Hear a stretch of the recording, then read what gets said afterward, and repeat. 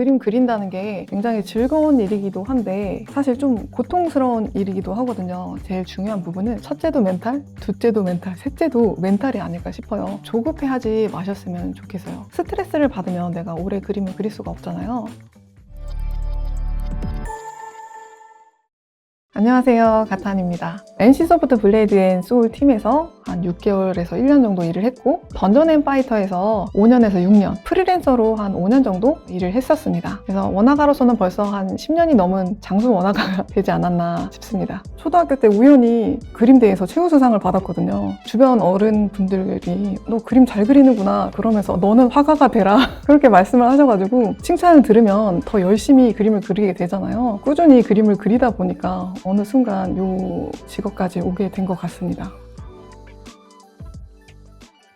드로잉이랑 채색의 난이도를 봤을 때는 사실 드로잉이 더 어렵거든요. 드로잉은 굉장히 변수가 많거든요. 의상이라던가 캐릭터의 체형이라던가 포즈나 인체 같은 것들도 다 생각을 해야 되잖아요. 그런데 채색은 반복적으로 적용이 되는 부분들이 있어요. 그거를 한번 터득하고 나면은 채색이 한 번에 확 좋아지게 되거든요. 쉽게 그림을 좋아 보이게 할 수 있는 방법이 바로 색지정이에요. 아마 중요성을 잘 모르시는 분들도 꽤 많이 있으실 거예요. 근데 이 어떤 색을 선택하느냐에 따라서 굉장히 이게 그림 채색에 중요한 영향을 좀 끼치게 되거든요. 우리가 피부톤을 채색을 할 때 피부톤을 주황색이라고 관념적으로 많이 생각을 하는데 얼굴이 너무 붉어 보인다던가 불타 보인다던가 그렇게 될 수가 있거든요. 오히려 명암색을 살짝 보라색에 가까운 붉은 톤으로 좀 써주시면은 안정적으로 얼굴 채색 색상이 나오게 돼요. 그리고 보통 초보자들이 색을 되게 연하게 쓰시는데 이래도 될까 싶을 정도로 이 명암톤을 강하게 해주셨을 때 오히려 입체감이 좀 많이 사는 경우가 있거든요. 색 지정에서는 요거 두 가지를 기억을 해주시면 훨씬 편하게 채색을 하실 수가 있을 거예요. 제가 초보자 때 조금 어려웠던 경우는 분명히 내가 눈으로 어딘가 틀렸다는 걸 알고 있는데 어디가 틀린지 잘 모르는 거예요. 그냥 계속 될 때까지 고쳐보는 거예요. 그러면은 시간이 무한정 들어가게 되고 마감 전날인데 처음부터 다시 하게 되는 그런 상황이 생기게 되거든요. 원칙을 발견하고 나서부터는 번복하는 게 진짜로 사라졌었어요. 채색이 계속 여기 바닥에서 이렇게 있다가 어느 한순간 그걸 깨닫고 확 되게 좋아졌었던 것 같아요. 제 대부분의 대표작들은 아마 던파에서 많이 나왔던 것 같아요. 그 중에서도 프리스트 저스티스라는 캐릭터가 있어요. 저는 다른 분들보다는 색이나 빛을 굉장히 강하게 쓰는 편이거든요. 그리고 좀 포즈를 역동적으로 그리는 걸 좋아해서 그림이 굉장히 입체적으로 좀 보이는 편이에요. 그래서 던파랑 제가 되게 잘 맞았던 점이 던파에는 되게 다양한 캐릭터들이 있었거든요. 그 캐릭터의 특징을 드러낼 수 있는 그림을 그리는 게 저와 좀 잘 맞았던 것 같아요. 맨 처음에 제가 신입으로 들어왔을 때는 이 던파하고 그림체가 좀 잘 안 맞는다던가 그런 부분들이 있었어요. 회사에는 대표 그림체가 있어야 되거든요. 던파하면 딱 생각나는 그 캐릭터의 이미지라는 게 있는데 유저분들 사이에서도 던파 이거 괜찮냐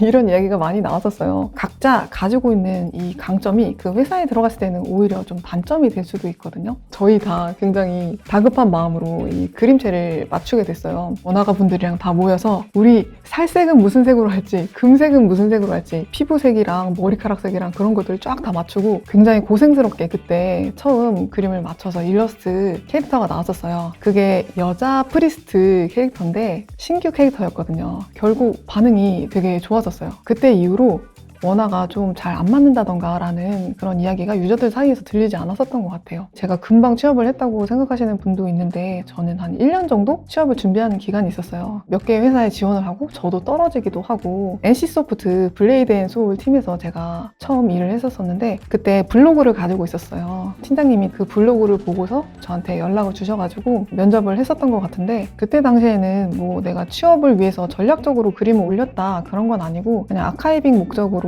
그림을 기록한다는 의미가 좀 컸었던 것 같아요. 근데 지금은 이거를 전략적으로 할 필요는 있을 것 같습니다. 트위터에 본인 그림을 올리는 경우가 굉장히 많거든요. 생각보다 이 트위터를 보고서 회사에서 직접적으로 연락을 드려가지고 입사를 하게 되는 경우가 꽤 많이 있어요. 한 50% 이상 되지 않을까. 예상외로 꽤 많죠. 그래서 여러분도 그림 그리시면은 올리셔가지고 이 부분을 꾸준히 준비를 해주시면 좋을 것 같아요. 그런데 그림을 그릴 때 시간이 많이 들잖아요. 스케일이 큰 그림을 한 달 동안 그려가지고 한 달에 한 장 업로드 하는 것보다 그냥 작은 그림을 그려서 자주 업로드 하는 게 중요하긴 해요. 그래서 너무 공을 들이지 말고 노출도를 조금 높이는 거. 그 중에 한 장의 그림이 굉장히 터져가지고 많이 이제 알고리즘으로 인해서 퍼져나간다던가 그렇게 되는 경우가 있으니까 다작을 올리는 게 좋은 것 같아요. 저는 회사 생활이 저랑 잘 맞긴 했었거든요. 그리고 던파에서 그렸던 그림들도 굉장히 재밌었고, 그런데 제가 이제 이 색에 대해서 배운 거를 학생분들한테 전달 드렸을 때 이제 그림이 굉장히 좋아진다던가 그런 거를 보면서 강사가 나하고도 잘 맞는구나. 그래서 프리랜서 기간을 좀 오래 하게 됐던 것 같아요. 프리랜서가 회사 다닐 때보다 확실히 불안정한 거는 사실인 것 같아요. 그렇기 때문에 더 열심히 그림을 그리게 되는 부분이 좀 생기거든요. 그래서 내 그림 홍보를 위해서 그리고 내 PR을 위해서 계속적으로 자기 개발이 좀 이루어지긴 해야 되거든요. 실제로 회사 다녔을 때보다 프리랜서 하면서 오히려 시간 여유 없이 그림을 많이 그렸었던 것 같아요. 프리랜서는 아무래도 자기 스케줄 관리를 좀 어렵지 않게 하실 수 있는 분들, 그런 분들이 하시는 게 좋은 것 같아요. 회사를 다니면 이제 잠시간이라던가 이런 것들도 생활 패턴이라던가 이런 것들도 이제 규칙적으로 맞춰지게 되잖아요. 근데 프리랜서 하면은 이제 스스로 관리를 해야 되는데 아무래도 밤샘 작업을 주로 하시는 분들이라던가 그런 분들은 프리랜서를 추천하지 않습니다. 건강이 많이 안 좋아질 수 있긴 하거든요. 그림 그린다는 게 굉장히 즐거운 일이기도 한데 사실 좀 고통스러운 일이기도 하거든요. 잘 될 때는 정말 재밌고 엄청 짜릿한데 잘 안 될 때는 되게 우울하고 그래요. 그림 그릴 때 제일 중요한 부분은 결국 첫째도 멘탈, 둘째도 멘탈, 셋째도 멘탈이 아닐까 싶어요. 그림은 장기전이라고 생각을 하시면 좋을 것 같아요. 1년, 3년, 10년이 될 수도 있고 학생분들이 그림 그리는 거 정말 숟가락으로 땅을 파가지고 감옥 탈출하는 것 같은 그런 기분이 든다고 많이 말씀을 하세요. 그런데 처음에는 저도 그렇게 그림을 그렸었어요. 이건 좀 부끄러운 이야기인데 그림 그리면서 많이 울었던 것 같아요. 그렇게 그림을 그리다 보면은 어느 순간 그 숟가락이 국자가 되고